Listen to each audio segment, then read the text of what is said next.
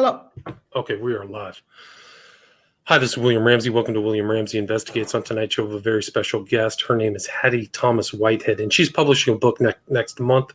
The title of the book is Giving Voice to Linnentown. It's about her story in Georgia, and it rings true to other stories, something I've heard here in Southern California, the story of Charles and Willa Bruce in Manhattan Beach.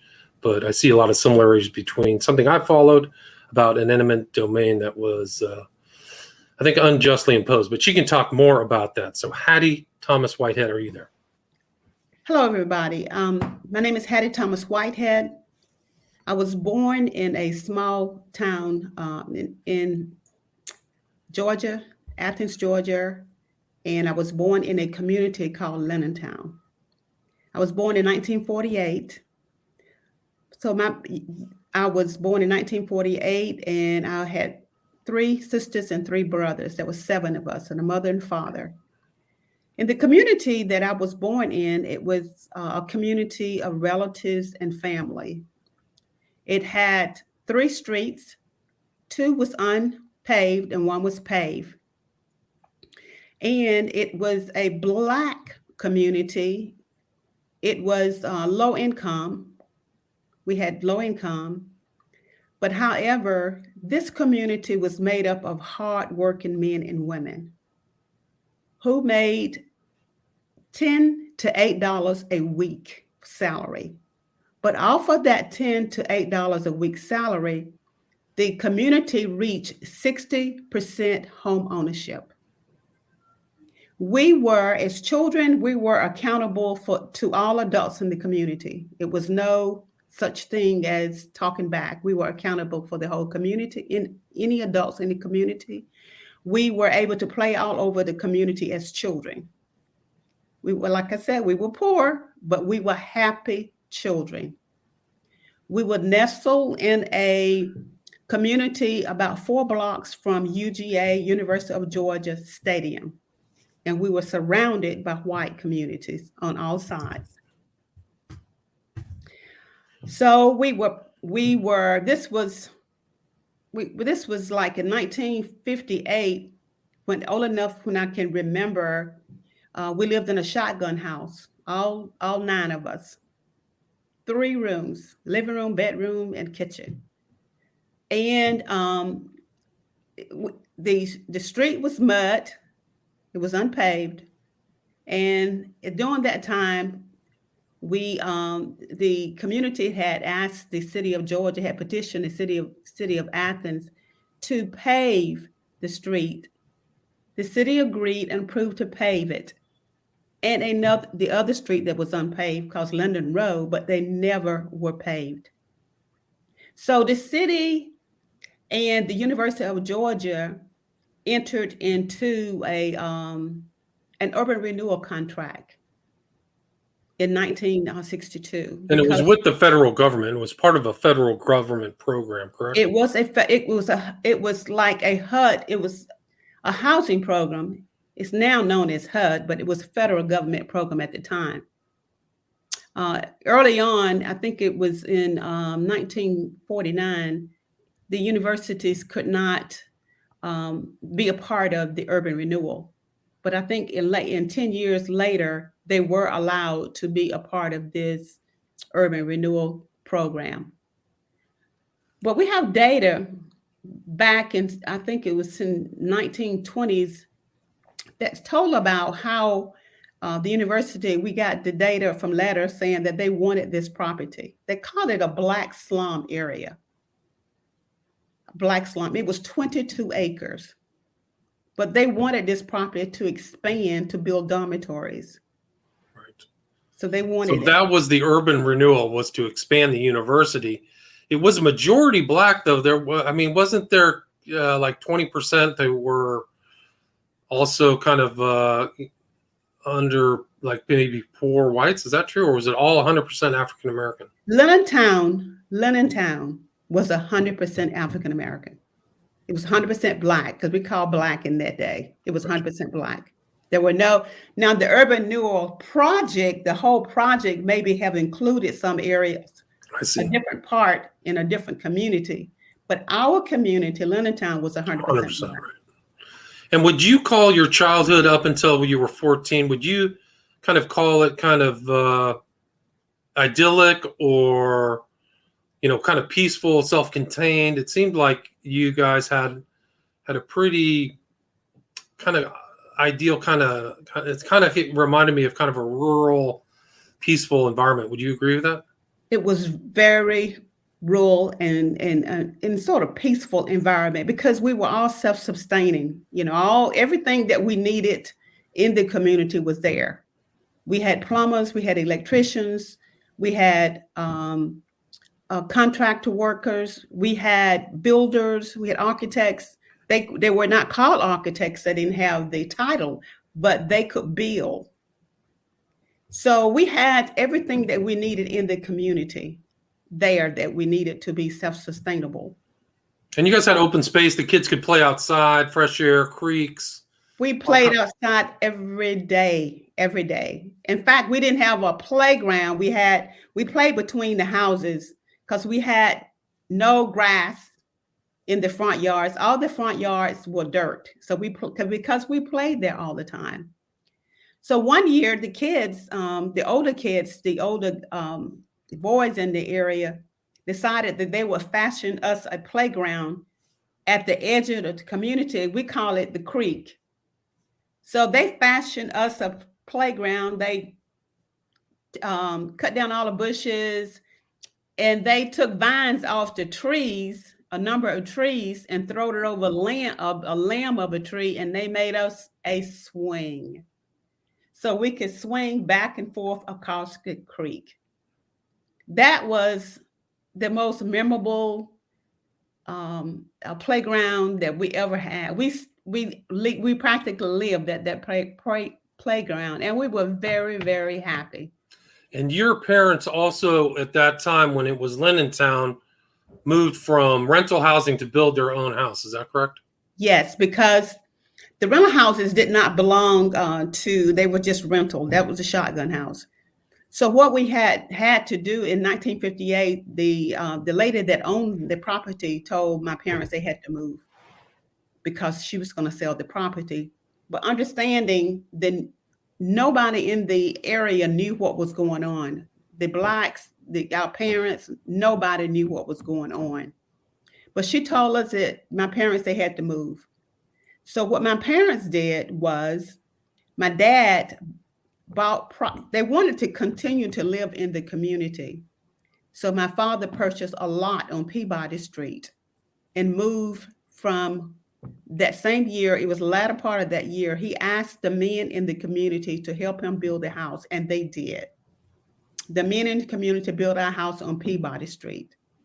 So later, before, I think it's around December of 1958, we moved from South Findlay to Peabody Street with the help of the men in the community. Right. So you had home ownership. Your family now had property ownership at that time, and then you kind of had some difficulties with the planning department, correct? Water and sewage. My parents had a lot of difficulty. They asked one man in the community was like an architect. He built our house, and my father and him went back and forth down trying to get the information they needed to get the license. Get the correct documents to build a house. And they were told that we would have the running water for sewage and everything before the house was built. So this happened a number of times. They went back and forth, which caused a lot of frustration for not only for my family, but my mom in particular. Because on Peabody, on Findlay Street, we had a bathroom on the porch on the outside. But when we moved to Peabody, we had a bathroom built for a commode and all the appliances that goes in the bathroom. But my daddy couldn't get them to commit to running water, and they never did get the sewage ran on Peabody Street. So what option we had was my dad and Mr. Chill Brown, who was the builder of the house, they had to deal dig an outhouse.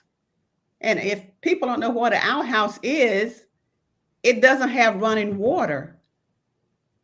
You just have to dig a hole and put a house around it, a little small house around it. So that my parents had to do that. And only way that we got water to the kitchen is he asked the man next door, the family next door, could he tie into his water line and he would pay the water bill. Right. So you guys had the house, but all that time it seemed like the University of Georgia was, kind of manipulating things and headed towards this ultimately what was considered an eminent domain, right? So Yes. Yes. Can you expand on that? Well, it was an agreement with what we knew of urban renewal, eminent domain. It was agreement that this federal law that the university and in the city of Athens could enter in this contract because they considered this a slum area. And that's how they were able to get this property. And maybe that's why the city of Athens never did. Right. All right. So that actually helped them to not develop that, kept that designation right. for keep that. It under a line where they could could get urban renewal for it. It could get this money and get this property of 22 acres. So they were doing that. So in 1962, that's when the traffic, the bulldozers, the heavy equipment start coming in.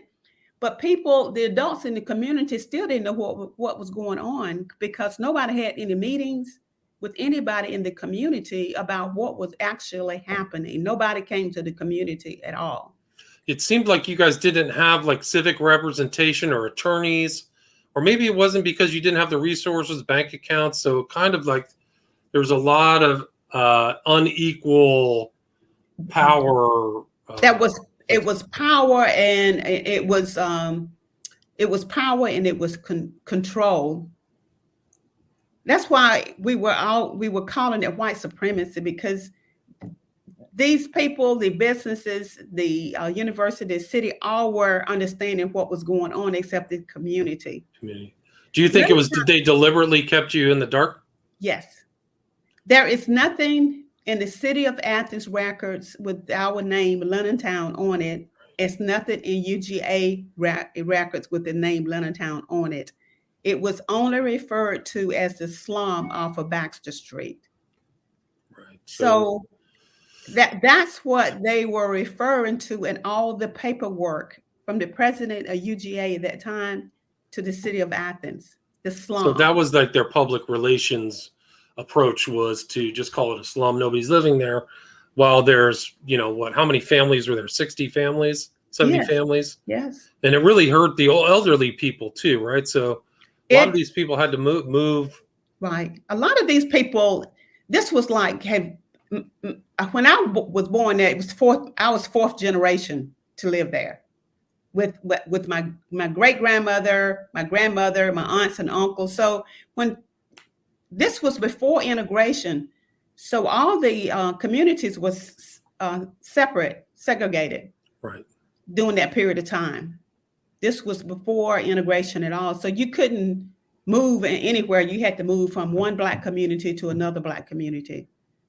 And during that time, I was involved in civil rights, integrating the city of Athens. So I was being bused and sit-ins and downtown Athens, and being bused to jail and going to Ebenezer Baptist Church West. Right, and UGA was just integrated right then, 1961, right? Right, just all of this was happening. So I was being jailed in the day and coming home at night, listening to what was going on in community. So it was a rough time during those years, because all of this took place.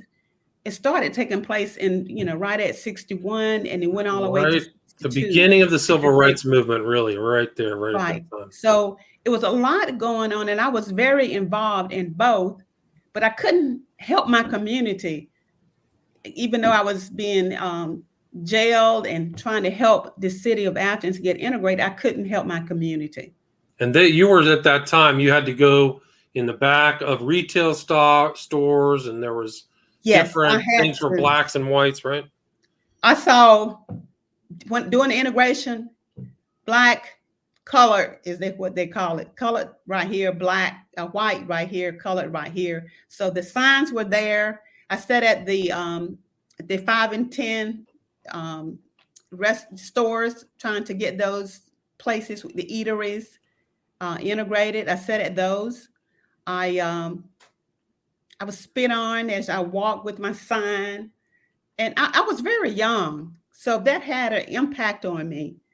Right. So you're only 14, and the Klan is still active at that time, correct? I remember doing one evening after coming out of the Ebenezer Baptist Church West, going to the varsity on Broad Street, that the Klan was on one side of the street demonstrating, and we were on the opposite side of the street demonstrating. But they had all their paraphernalia on, all the hoodies, everything on. So we had all of that. But I was prior to 14, I was involved too. When it first initially started, and I was a member of the NAACP. So it was a struggle. It was a struggle, but even at that, we felt safe in our community. Right. So self-contained community. And Yes. you had seen some of the early civil rights leaders too. I think it was Meredith. I think it was a kind of a famous name, wasn't he? Yes, but I didn't meet him though. I didn't see him. We were a small town, so they did send some civil rights leaders down, but they were like college students to help us. So we did organize with our minister at Ebenezer Baptist Church then, which was Reverend Hudson. He was very, very involved and instrumental to help us move from one point to the other for trying to get downtown Athens integrated. And so how did this process, it's kind of a sad process, like these huge trucks and bulldozers and things get raised and houses get moved as they're kind of moving in, this huge kind of powerful force with backing from the Federal Urban Renewal Program. Can you talk about the change of Linnentown into UGA dorms? Well, like I said, it took a few years, but during this time, that the transitioning period, which I talk about a lot in my book, the adults didn't know what was going on, but the heavy equipment started coming in, and they started digging ditches, big deep ditches in front of the homeowners' homes, and they would leave them open. And so when we got out of school, we had to jump over these ditches to get in our houses. And these trucks blocked everything. It went from that to closing off streets, so we wouldn't have access to the community but one way. The heavy equipment started up sometimes at 12 o'clock at night and ran all night and came close to the homes, which was frightening. And we had to see some of the neighbors that we loved and supported us. We had to see their houses sometimes pushed over, but with bulldozers, and sometimes set afire by the fire department, which was disheartening. So it was terrorizing to us as children and the adults in the community. It was terrorizing and hopelessness, like there was no way to fight back, like it was inevitable. There was no way to fight back, because who were you going to fight? The city and the University of Georgia, two biggest institutions in the city of Athens, were together on getting these 22 acres of land. All right, so they were set on that land for expansion, and they kind of there's still some, you said, quote in your book, there's a woman who's 101 years old who still remembers those days. And she's living today. She says she remembers those days, and she hopes that she can live to see some type of justice done. Some type of justice, right. So you got moved out. They gave what you considered to be a paltry sum to some. Did all families get monies, or there was some type of type of payout, if you would call it a payout, but it wasn't, because it was under urban renewal. then they had a calculation that they could use to pay very little money. For some people, maybe got one property owner got $600 and something dollars. Some people with got $2,000 something dollars, and people who got lawyers maybe got a little bit more. But our community that was Black got less than 80%. They got 80% less than the white communities on down the street. So you think you got 20% on the dollar of the value of the houses? Is that correct? Right. We didn't get that much at all. You didn't get right. So if your house was worth, what would you think the average house was worth at that time in Linnentown? I cannot give you the market value of what they were worth that at that particular time, but I can tell you that the disparity was 80%, and the average was around, I think, $4,000. Gotcha.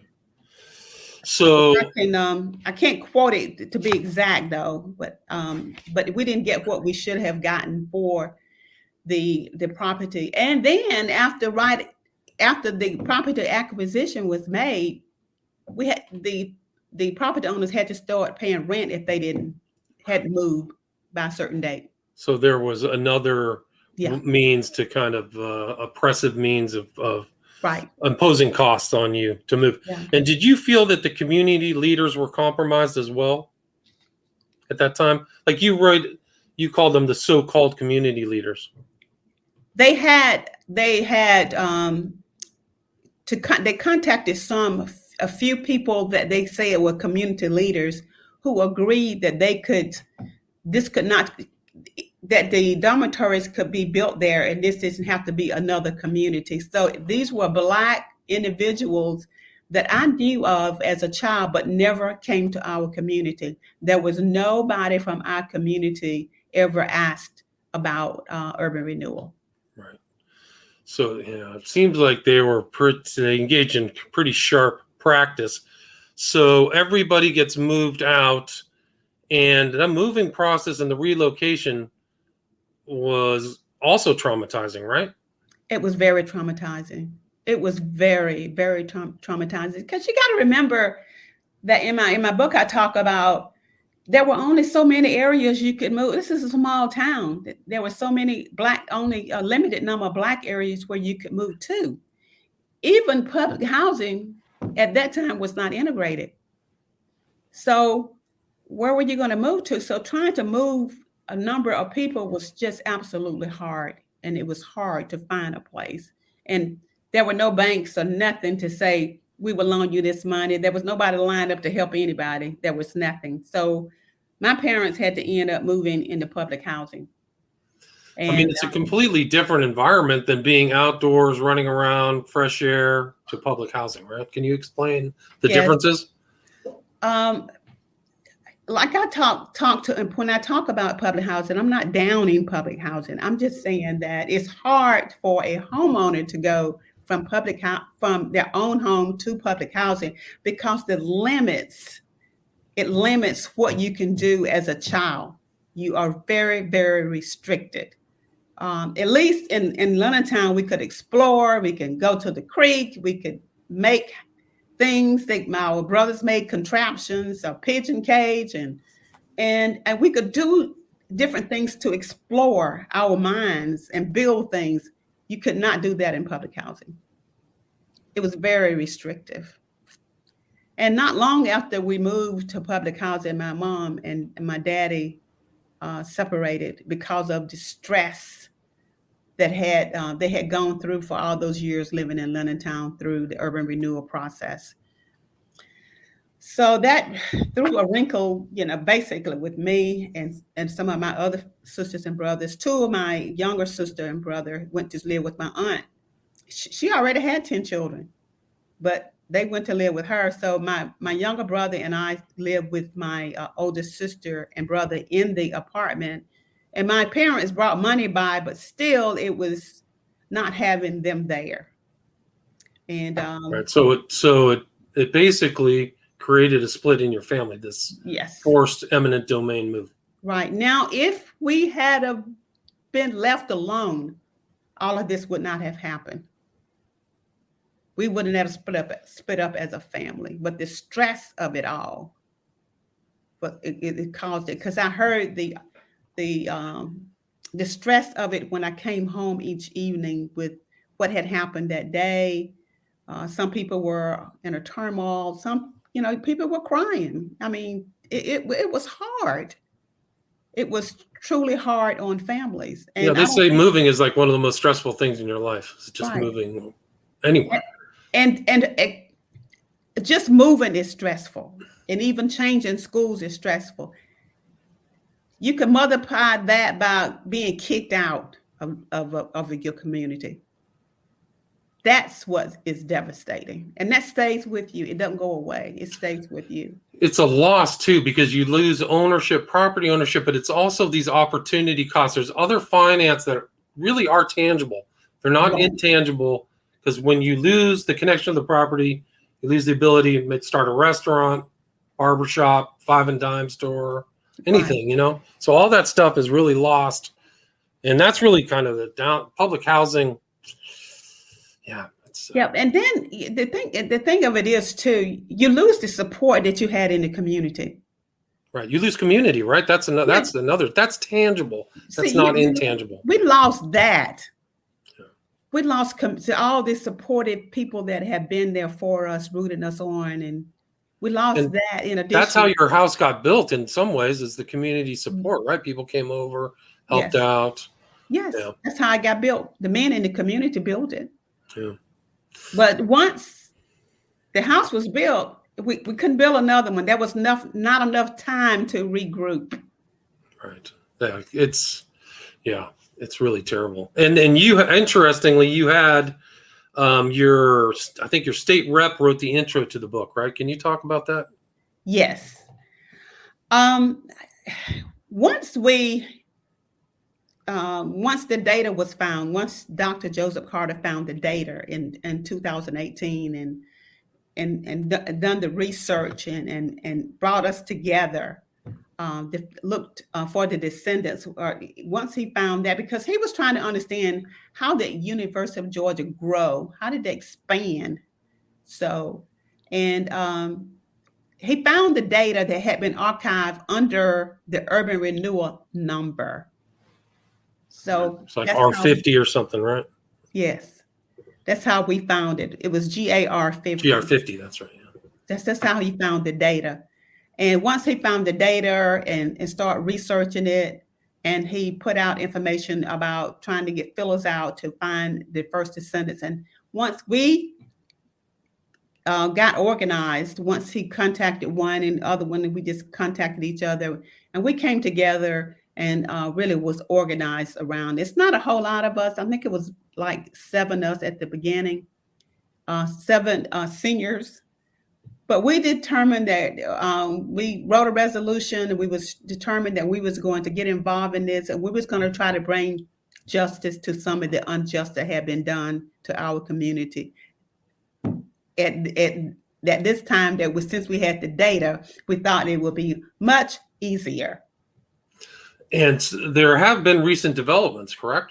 Oh, there have been recent developments. Our mayor, after writing the resolutions and having community meetings in the community, going on tours, taking people on tours, talking to the commissioner and mayors, and any way we could get the raising awareness, we did that.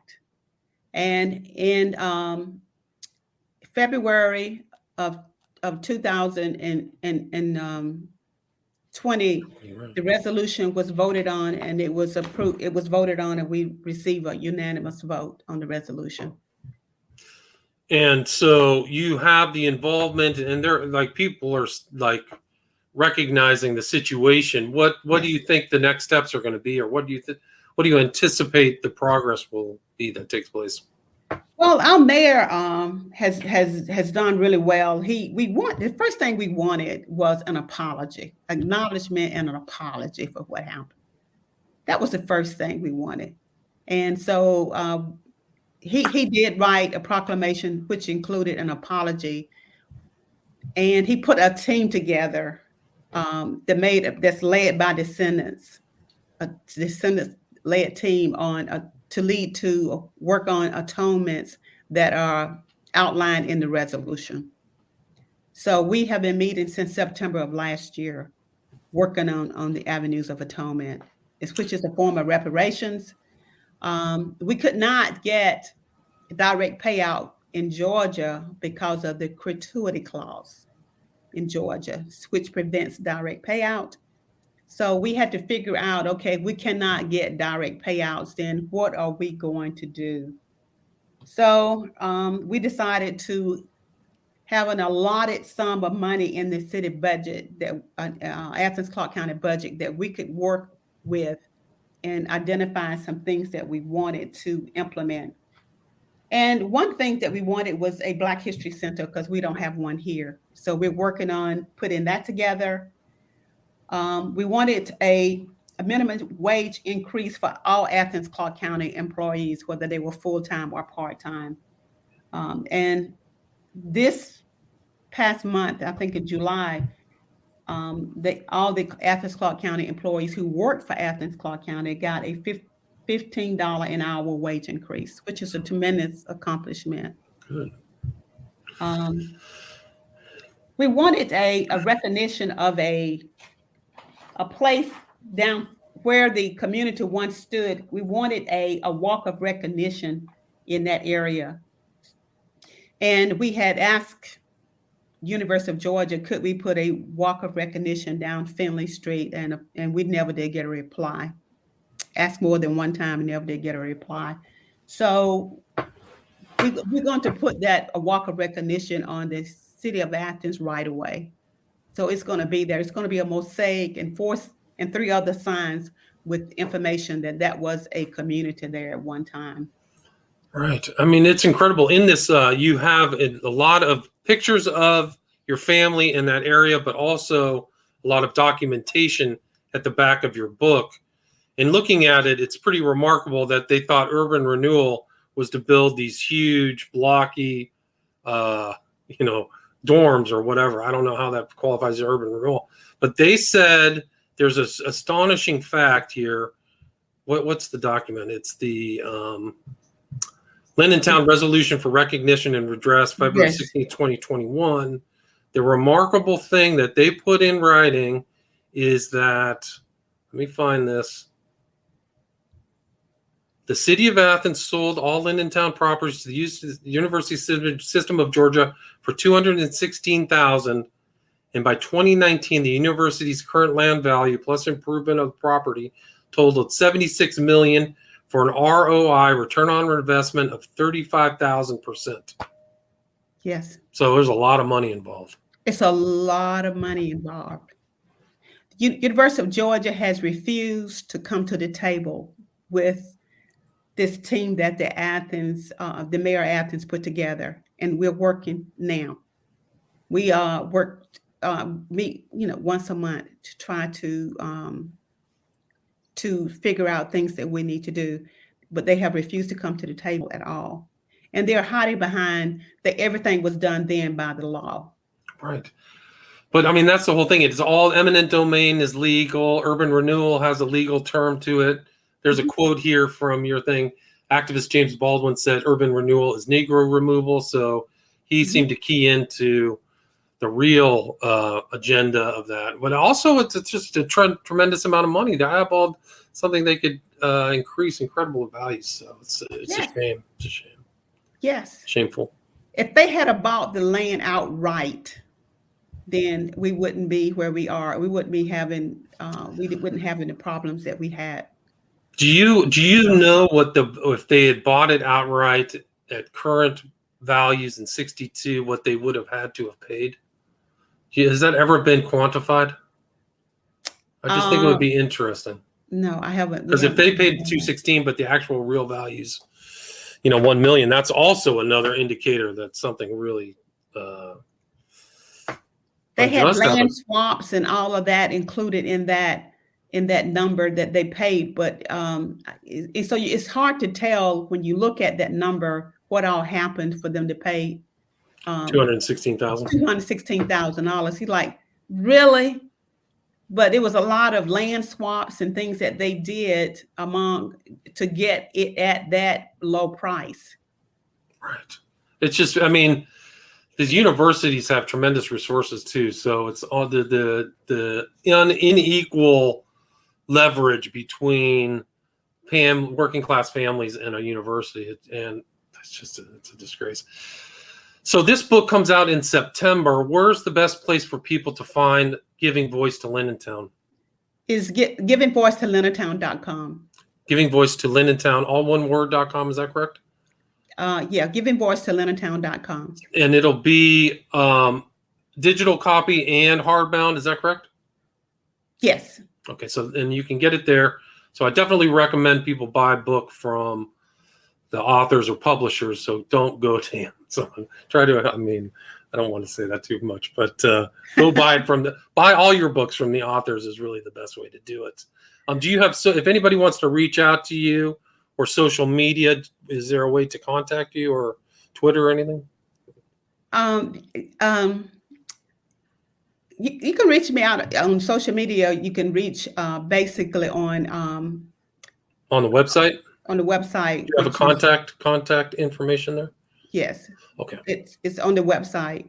You can give voice to Linnentown. You can reach out there, or basically you can you can be able to reach there. Cool. Okay. If anybody wants to talk to you, or also, like I said at the intro, the story that happened in Southern California was called Bruce's Beach. I would recommend everybody listen. And Hattie, you check that out too, hopefully. But it's kind of it reminded me of your story as well, where the percentage of growth in value over what happened was an abomination. It was terrible. But thanks for writing this book. Again, the title of the book is Giving Voice to Linnentown, and the author is Hattie Thomas Whitehead, and it will be published in September of 2021. Thank you so much. Still there? Yes. Okay. Hold on. I'm going to end the broadcast. All right. That was great. So